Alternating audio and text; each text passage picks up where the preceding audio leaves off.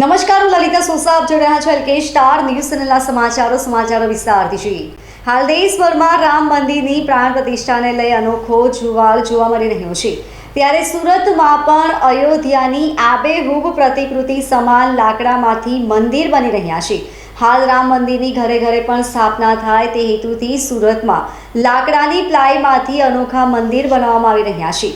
રોજની 70 જેટલા મંદિરની ડિમાન્ડ હોવાથી 30 બહેનો દ્વારા 100 જેટલા મંદિર લગભગ 500 પાર્ટને જોડીને બનાવવામાં આવી રહ્યા છે.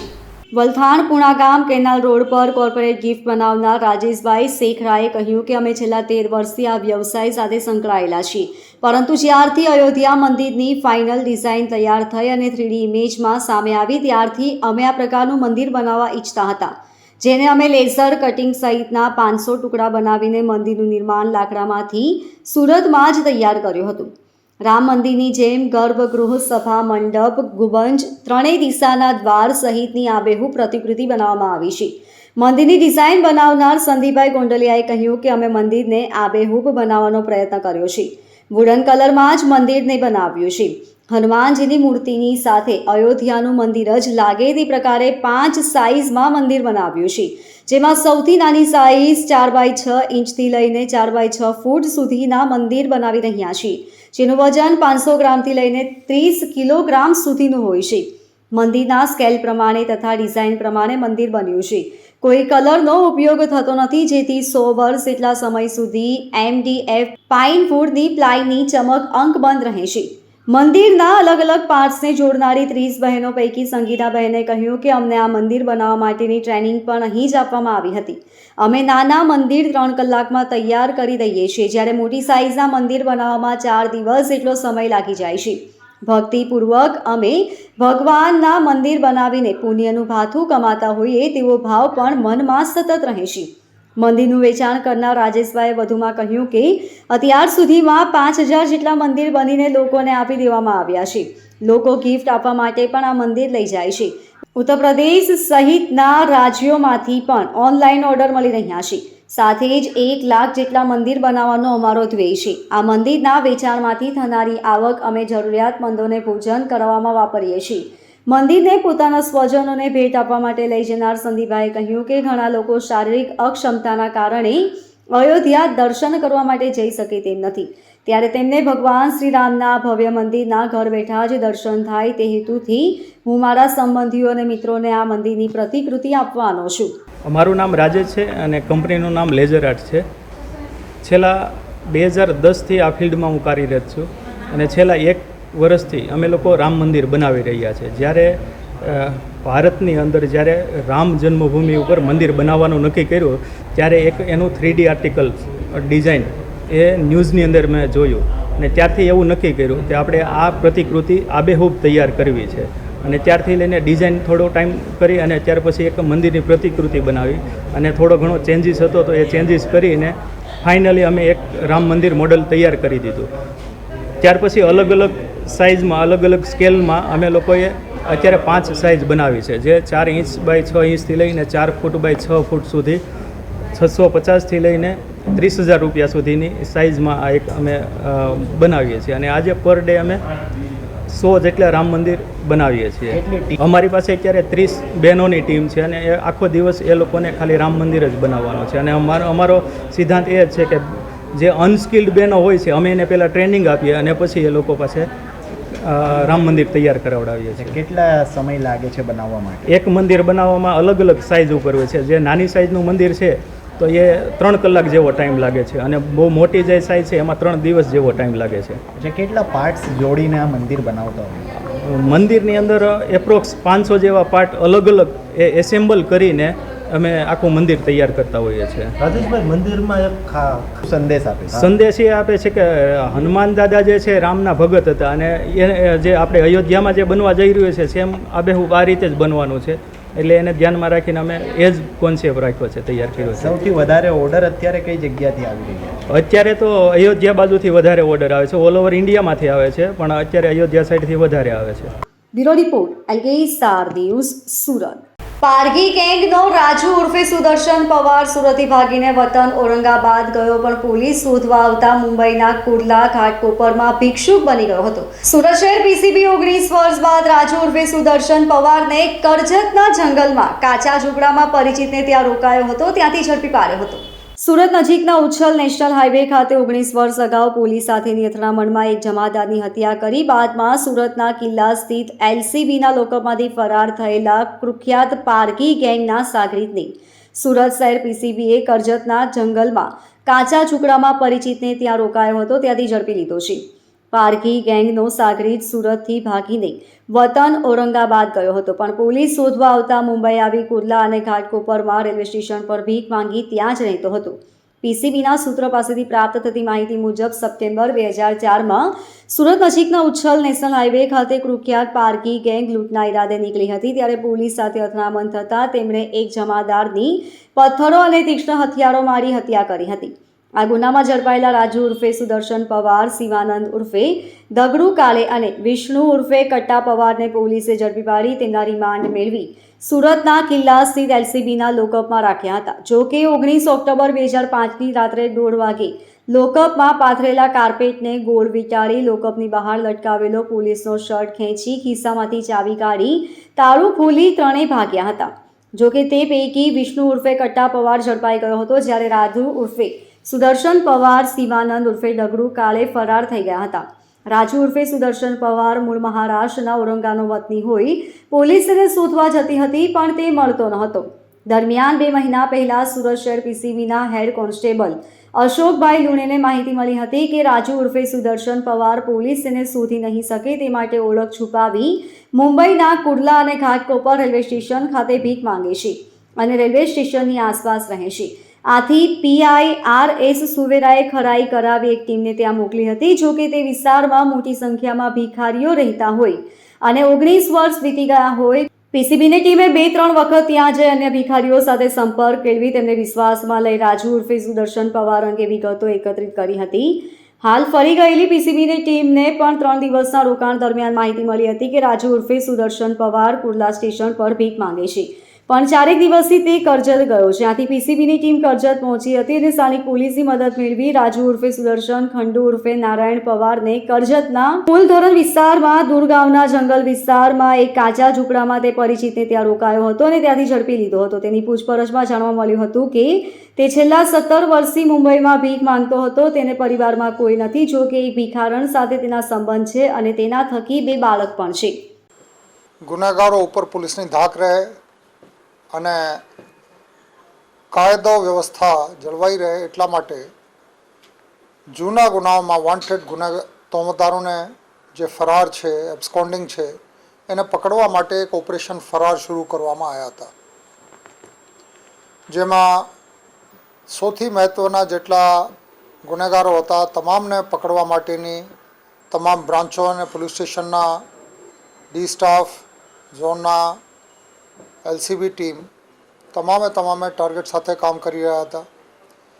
આમાં એક મુખ્ય તોમતદાર અમારા બાકી હતા પકડવાના, જે સુરત રૂરલ વિસ્તારના ઉચ્છલ પોલીસ સ્ટેશન વિસ્તારમાં એક દિવસે જ્યારે સુરત રૂરલ પોલીસ પેટ્રોલિંગમાં હતી, એને સામે ગેંગ થઈ જે લૂંટારુઓની ગેંગ હતી અને ઝપાઝપી થઈ, મારામારી થઈ. આરોપીઓએ પથ્થરથી પોલીસ ઉપર હુમલો કર્યો અને આમાં એક પોલીસમેનની મૃત્યુ થઈ હતી. આમાં બાકી તોમતદારો પકડાઈ ગયા હતા અને 3 તોમતદારોને પકડીને સુરત રૂરલ પોલીસની એલસીબી ટીમે અઠવા લાઇન્સ પોલીસ સ્ટેશનના લોકઅપમાં રાખ્યા હતા.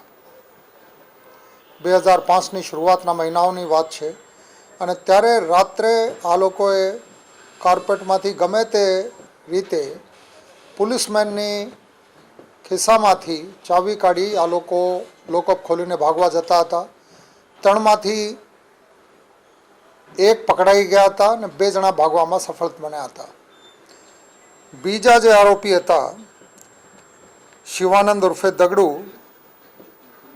એને અગાઉ પકડી લેવામાં આવ્યા હતા, પરંતુ આ લોકઅપમાંથી પોલીસવાળાની હત્યાની કેસમાં જે લોકઅપમાં હતા આમાં રાજુ ઉર્ફે સુદર્શન સન ઓફ ખંડુ ઉર્ફે નારાયણ પવાર પારગી, હાલમાં એની ઉંમર છે 38 વર્ષ, ધંધો ભીખ માંગવાનો, હાલ દુર્ગાવ ગામ કુલધરણ વિસ્તાર કરજત પોલીસ સ્ટેશન વિસ્તારમાં એની બાબતે અમારી ટીમ મહેનત કરતી હતી અને પીસીબી ટીમને જાણવા મળેલ કે આ માણસ કુર્લા પોલીસ સ્ટેશન અને ઘાટકોપર પોલીસ સ્ટેશનની આજુબાજુના વિસ્તારમાં હોય છે અને જુદા જુદા ધંધાઓ કરે છે અને પોતાની જાત છુપાવવા માટે ભીખ માંગવાનો ડોળ પણ કરતો હોય છે. પીસીબી ટીમ ત્યાં ગઈ પણ ત્યાંથી નીકળી ગયા હતા. એના બાકી સાથીદાર જે ભિખારીઓ હતા એને પૂછપરછ કરી કરજત ગામમાં અને આ વિસ્તારમાં હોવાની બાતમી મળતા પીસીબીની ટીમ કરજત વિસ્તારમાં ગઈ અને ત્યાંથી આ આરોપી રાજુ ઉર્ફે સુદર્શન સન ઓફ ખંડુ નારાયણ પવારને ત્યાંથી અટક કરવામાં પોલીસને સફળતા મળેલ છે. આ ગંભીર ગુનાના આરોપી, એના ઉપર ઇનામ પણ જાહેર હતા અને પીસીબી ટીમને આ ઇનામ પણ આપવામાં આવશે. એવી રીતે એને પકડવામાં સફળતા મળેલ છે. આ આરોપી જે ગેંગના સભ્ય હતા, આ ગેંગની વિરુદ્ધમાં અત્યાર સુધી 7 ધાડના ગુનાઓ છે અને એક લોકઅપમાંથી ભાગવાના જે ગુના અઠવાલાઈન પોલીસ સ્ટેશનમાં હતા 2005ની શરૂઆતના, આ ગુનાના કામે એની ધરપકડ કરવામાં આવી છે. બાકીના તમામ આરોપીઓ પહેલાં પકડાઈ ગયા હતા. આ એક આરોપી નાસ્તા ફરતા હતા. તો એવી રીતે લાંબા ગાળાના આયોજન સાથે એની પાછળ પડી પીસીબી ટીમે એને અટક કરવામાં. Bureau report LK star news, Surat. Pandesara વિસ્તારની આશાપુરી સોસાયટીમાં રહેતા અને કેટરર્સ કારીગરોનો કોન્ટ્રાક્ટ લેતા યુવાનને ગત રાત્રે ₹10,000ની રકમ વસૂલવા માટે ભીડભંજન આવાસ પાસે બોલાવી 3 યુવાનોએ લાકડાના ફટકા મારી મોતને ઘાટ ઉતારી દીધો હતો. હત્યા કરનાર 3 યુવાનોને પાંડેસરા પોલીસે ઝડપી લઈ રિમાન્ડની તજવીજ હાથ ધરી છે. આશાપુરી સોસાયટી વિભાગ 2 ખાતે રહેતા વિશાલ ગર્ગ કેટરર્સના કારીગર સપ્લાય કરવાનો કોન્ટ્રાક્ટ ચલાવે છે. દરમિયાન વિશાલ ગર્ગ અગાઉ રાકેશ જેના પાસેથી ઉછીના પેટે 10,000 લીધા હતા. રકમની લેતી દેતીમાં ઉશ્કેરાયેલા રાકેશ જેનાએ ગત તારીખ 15 ડિસેમ્બરના રોજ મધરાત્રે અગાઉથી તેને પતાવી દેવાનું કાવતરું રચી ઉભેલા ભીડભંજન આવાસમાં રહેતા રાકેશ ઉપેન્દ્ર જૈના, હરીશ રાજેશ રાઠોડ, કુમાર શત્રુઘ્ન બિશ્નોઈ સહિતે વિશાલ ગર્ગ ઉપર લાકડાના ફટકા વડે હુમલો કરી તું મેરા પૈસા ખા ગયા હૈ, આજ તુझे જિંદા નહીં છોડેંગે એમ કહી લુહેલુહાન કરી તે સમયે બાઇક ઉપરથી પસાર થતા મિત્ર કુણાલ પટેલ અને હિતેશ રાણાની નજર પડતા વિશાલ ગર્ગ ઉપર થતા હુમલામાં તેને બચાવવા દોડી ગયા હતા. જ્યાં તેમની ઉપર પણ રાકેશ સહિત હાથ પગના લાકડાના ફટકા મારી ગંભીર ઈજા પહોંચાડી હતી. આ બનાવ અંગે જાણ થતાં પાંડેસરા પોલીસનો કાફલો ઘટના સ્થળે દોડી જઈ તપાસ કરતા વિશાલ ગર્ગને ગંભીર ઈજા થતાં સારવાર અર્થે નવીસ હોસ્પિટલ ખસેડાયો હતો, જ્યાં ફરજ પરના તબીબોએ તેને મૃત જાહેર કર્યો હતો. પાંડેસરા પોલીસ મથકના PSI DD ચૌહાણે બાતમીના આધારે વિશાલ ગર્ગની હત્યામાં સંડોવાયેલા રાકેશ ઝેના, હરેશ રાઠોડ અને કુમાર બિશ્નોઈને પકડી લઈને ધરપકડ કરી હતી. આશાપુરી નગરમાં એક ઘટના બનેલ છે, જેમાં મરણ જનાર વિશાલને રાકેશ નામના માણસે ગોંધી રાખવાનો પ્રયત્ન કરેલ. મૂળ બબાલ ₹10,000ની ઉઘરાણી બાબતનું હતું, જેમાં તેણે સદ્દામ લઈને આવેલો, પરંતુ સદ્દામ તેને મૂકીને જતો રહેલ. ત્યારબાદ રાકેશ અને વિશાલ વચ્ચે પૈસા બાબતે ચકમક જરતા રાકેશે વિશાલને હત્યા કરેલી, જેની હત્યામાં કુમાર અને હરીશ નાઓએ પણ મદદકારી કરેલી. ત્યારબાદ વિશાલના મિત્રો કૃણાલ અને હિતેશ રાણા વચ્ચે પડતા તેઓને પણ ઈજાઓ થયેલી, જે બાબતે 3 આરોપીઓની ધરપકડ કરવામાં આવેલી છે અને હાલ પાંડેસરા પોલીસ ખાતે રિમાન્ડ પર છે. કેટલા રૂપિયાની લીધી હતી ને કયા મામલે આ લીધી હતી? જી, બંને રાકેશ અને વિશાલ નાઓ ઘણા સમયથી આર્થિક વ્યવહાર સાથે સંકળાયેલા હતા અને છેલ્લા 6 મહિનામાં જે ₹10,000 લીધેલા વિશાલે રાકેશ પાસેથી, જે ચૂકવવા માટે રાકેશ વારંવાર વિશાલને પ્રેશર કરતો હતો અને ગઈ 16 તારીખે જે પ્રેશર અને મગજમારીમાંથી હત્યામાં પરિણમેલ છે. જી સર, આરોપીઓને કઈ ગુનાહિત ઇતિહાસ કરો? જી, 3 આરોપીઓ વિરુદ્ધ પ્રોહિબિશનના ગુના રજીસ્ટર થયેલા છે અને એક આરોપી વિરુદ્ધ રાયોટિંગનો પણ ગુનો દાખલ થયેલો. Bureau report LK star news. સુરતમાં નોકરી વાંચકો પાસેથી યુકેના વિઝા અપાવવાના નામે ₹1.5 કરોડ જેટલી રકમ ખંખેરી ભૂગર્ભમાં ઉતરી ગયેલી બંટી બબલીની જોડી પૈકીના એક આરોપીની આર્થિક ગુના નિવારણ શાખા દ્વારા દિલ્હી ખાતેથી ધરપકડ કરી આગળની તપાસ હાથ ધરવામાં આવી છે, જ્યારે ફરાર આરોપીની પત્નીની પણ શોધખોળ હાથ ધરવામાં આવી છે. મહત્વનું છે કે બંટી બબલીની જોડી ફેસબુકના માધ્યમથી નોકરી વાંછુકોને યુકેના વિઝા અપાવવાની લાલચ આપી સુરતના વેસુ સ્થિત ઓફિસે મળવા બોલાવતા હતા. ત્યાં નોકરી વાંછુકો પાસેથી લેખિતમાં કરાર કરી 15 લાખ રૂપિયા જેટલી રકમ નક્કી કરવામાં આવતી હતી, જે પૈકી 5 લાખ રૂપિયા જેટલી રકમ એડવાન્સ પેટે પડાવી લેતા હતા. સુરતના ઉમરા વિસ્તારમાં ઓફિસ શરૂ કરી નોકરી વાંછુકોનો ફેસબુકના માધ્યમથી સંપર્ક કરી યુકેના વિઝા અપાવવાના નામે 1 કરોડથી વધુની રકમ બંટી બબલીની જોડીએ ખંખેરી લીધી હતી. ઉમરા પોલીસ મથકમાં નોંધાયેલ ફરિયાદ મુજબ યુસુફ ખાન પઠાણ અને તેની પત્ની રિવિયાના ખાન પઠાણ દ્વારા ઉમરા પોલીસ મથકની હદમાં આવેલા વેસુ ખાતે ઓફિસ શરૂ કરવામાં આવી હતી. ફેસબુકના માધ્યમથી નોકરી વાંછુકોનો સંપર્ક કરી યુકેના વિઝા અપાવવાના નામે પોતાની ઓફિસે બોલાવતા હતા, જ્યાં બાંહેધરી કરાર લખાવી 15 લાખ રૂપિયામાં યુકેના વિઝા અપાવવાની લાલચ આપવામાં આવતી હતી, જેનો એડવાન્સ પેટે વ્યક્તિ દીઠ 5 લાખ રૂપિયા લેવામાં આવતા હતા. આ રીતે બંટી બબલીની જોડીએ કુલ 21 જેટલા નોકરી વાંછુકો પાસેથી 1 કરોડ 5 લાખ રૂપિયા જેટલી રકમ પડાવી લેવામાં આવી હતી. કરોડ રૂપિયાની રકમ પડાવી લીધા બાદ નોકરી યુકેના વિઝા અપાવવાના નામે બંટી બબલીની જોડીએ છેતરપિંડી આદરી હતી. એટલું જ નહીં, પોતાની ઓફિસ બંધ કરી બંટી બબલીની જોડી ભૂગર્ભમાં ઉતરી ગઈ હતી, જ્યાં ધરપકડથી ટાળવા ભાગતી ફરતી આ જોડીને ઝડપી પાડવા પોલીસ દ્વારા તપાસ હાથ ધરવામાં આવી હતી. આ ગુનાની તપાસ આર્થિક ગુના નિવારણ શાખા સુરત ઇકો સેલને સોંપવામાં આવી હતી, જે ગુનાની તપાસ કરી રહેલી ઇકો સેલ દ્વારા બંટી બબલીની જોડી પૈકી આરોપી યુસુફ ખાન પઠાણની દિલ્હી ખાતેથી ધરપકડ કરવામાં આવી છે. ઇકો સેલને માહિતી મળી હતી કે આ ગુનાનો આરોપી દિલ્હી ખાતે હાલ આવી રહ્યો છે, જે ચોક્કસ માહિતીના આધારે સ્થાનિક પોલીસની મદદથી આરોપી યુસુફ ખાન પઠાણને ઝડપી પાડવામાં ઇકો સેલને સફળતા મળી છે, જ્યારે ગુનામાં ફરાર આરોપીની પત્ની રિવિયાના ખાન પઠાણની ધરપકડ કરવા પોલીસે ચક્રો ગતિમાન કર્યા છે.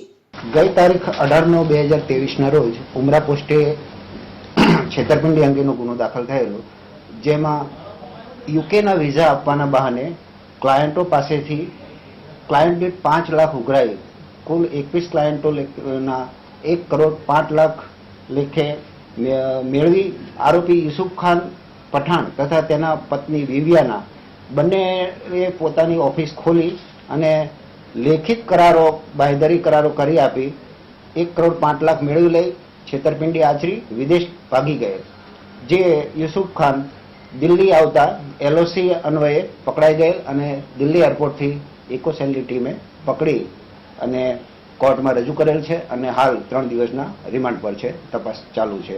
એણે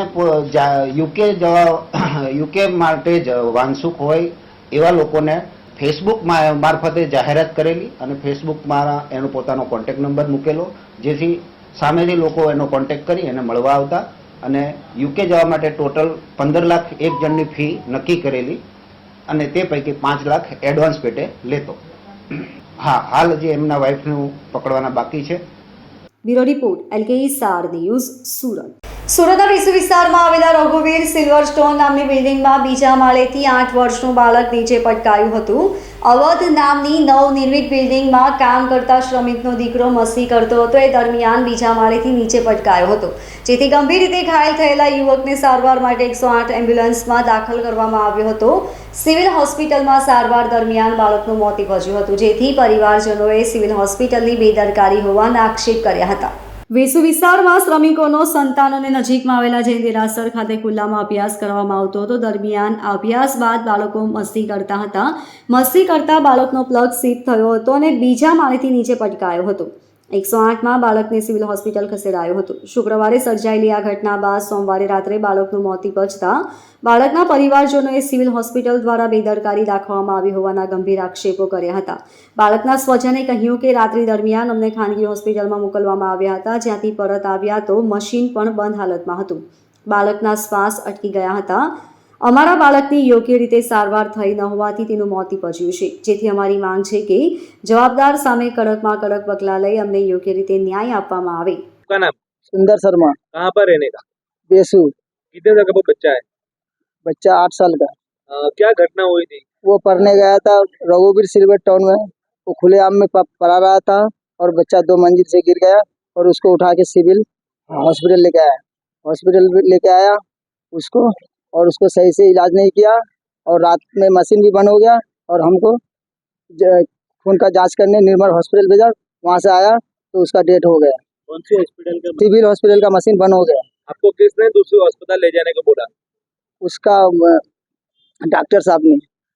फिर वहाँ पर आप निर्मल में लेके आपको वहाँ पर क्या क्या बोला गया? वो बोला ये खून देता हूँ, खून लेके जाओ बच्चे का और वहाँ का जांच करा के लेके आओ निर्मल हॉस्पिटल से। जब से मैंने निर्मल हॉस्पिटल से आया तो बच्चा ने डेट कर दिया और मशीन भी बंद हो गया था उसका। बच्चे का नाम क्या था? बंटी शर्मा 8 साल। बंटू शर्मा 8 साल उम्र 8 साल। Bureau report L K star news Surat. મુઝદ્દીન અલ્ફેશાની એજ્યુકેશન ટ્રસ્ટ સંચાલિત શાળાઓ ગુજરાતી અને અંગ્રેજી માધ્યમ કુમાર વિભાગ તેમજ ગુજરાતી અને અંગ્રેજી માધ્યમ કન્યા વિભાગના સંયુક્ત ઉપક્રમે તારીખ 12, 13 અને 14 ડિસેમ્બરના રોજ સંજીવ કુમાર ઓડિટોરિયમ પાલ ખાતે ભવ્ય વાર્ષિક મહોત્સવ કે જે એન્યુઅલ એક્ષત્ર વેંગેન્જાના નેજા હેઠળ યોજવામાં આવ્યો હતો. મેનેજમેન્ટ દ્વારા વિદ્યાર્થીઓમાં રહેલી શક્તિઓ તેમજ પ્રબળ વ્યક્તિત્વ ખીલવવાનો ખૂબ જ સારો પ્રયાસ કરવામાં આવ્યો હતો. વિદ્યાર્થીઓએ રમતગમત, નાટકો, ચંદ્રયાનની સફળતા, મિશનમાં સાયબર ક્રાઇમ કૃતિઓ રજૂ કરી દર્શકોને મંત્રમુગ્ધ કરી દીધા હતા.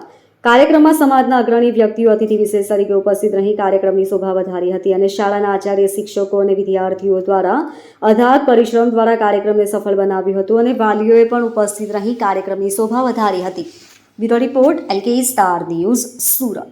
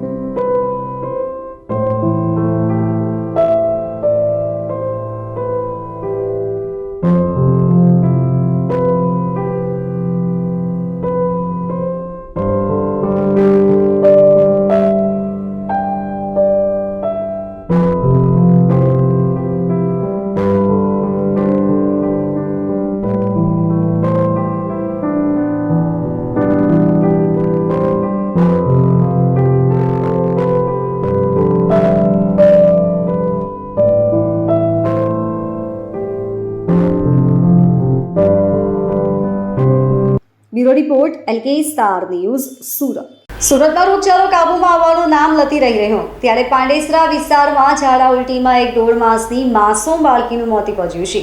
શ્રમિક પરિવારની બાળકીના મોતને લઈ પરિવારમાં શોકનું મોજું ફરી વળ્યું છે. મૃતકના પિતાએ કહ્યું કે 12 કલાકની બીમારી બાદ હોસ્પિટલ લવાઈ હતી જ્યાં તમે તેને મૃત જાહેર કરી છે. સુરતના પાંડેસરા વિસ્તારમાં ઝાડા ઉલટીમાં માસૂમ બાળકીનું મોત નીપજ્યું છે. માત્ર 1.5 મહિનાની બાળકીનું ઝાડા ઉલટીમાં મોત નીપજ્યું છે. 1.5 મહિનાની રોશની દેવકુમાર વર્માનું મોત નીપજ્યું છે. છેલ્લા 12 કલાકથી બાળકીને ઝાડા ઉલટી થતા હતા જેથી બાળકીને તાત્કાલિક સારવાર અર્થે ખસેડાઈ હતી જ્યાં સારવાર દરમિયાન રોશનીનું મોત નીપજ્યું હતું. પાંડેસરા કૃષ્ણાનગર ખાતે રહેતા મૃતક બાળકીના પિતા દેવેશકુમાર વર્માએ કહ્યું કે બાળકીના મોતનું કારણ આપતા તબીબોએ કહ્યું છે કે બહુ નબળી હતી જેના કારણે ઝાડા ઉલટીથી તેનું મોત નીપજ્યું છે. અમે વિચારી પણ નથી શકતા અને સમજી પણ નથી શકતા કે અમારી માસૂમ ઢીંગલી માત્ર ટૂંકી બીમારીમાં જ અમને છોડીને જતી રહી છે. मेरा नाम राजभंग सनम धनपत। हाँ, मैं बैंक में काम करता हूँ। मेरे रिश्तेदार हैं, उनकी लड़की के 12 घंटे बीमारी के कारण लड़की की मौत हो गई। कितने महीने की? 1.5-2 महीने की। क्या बात है? उनको झाड़ा उल्टी थी। हाँ, किस सिविल हॉस्पिटल पर लाए? कल ही लाए 9 बजे। डॉक्टर ने क्या? डॉक्टर ने बोला डॉक्टर ने बोला बहुत कमज़ोर हो गई, बहुत कमज़ोर थी। हाँ, इसके लिए इनके नहीं बच पाएगी। हाँ। आपका नाम क्या है? मेरा नाम देव कुमार वर्मा है। आप कहाँ से आ रहे हो? सूरत से? सूरत से कृष्णानगर से आ रहे हैं। कब कल कितने बजे आए थे? हम यहाँ 9:09 बजे के यहाँ पर आए। फिर डॉक्टर ने क्या बताया? डॉक्टर ने वहाँ भर्ती किया, तुरंत देखे हैं, लिए हैं, तुरंत यहाँ ट्रांसफर किए हैं। ट्रांसफर के बाद इलाज चालू हुआ है। इलाज चालू था अभी, लेकिन शाम के 7 बजे। Bureau report L K star news Surat. તો આ હતા ત્યાર સુધીના સમાચારો. વધુ સમાચારો માટે જોતા રહેશો એલકે સ્ટાર ન્યૂઝ ચેનલના સમાચારો. નમસ્કાર.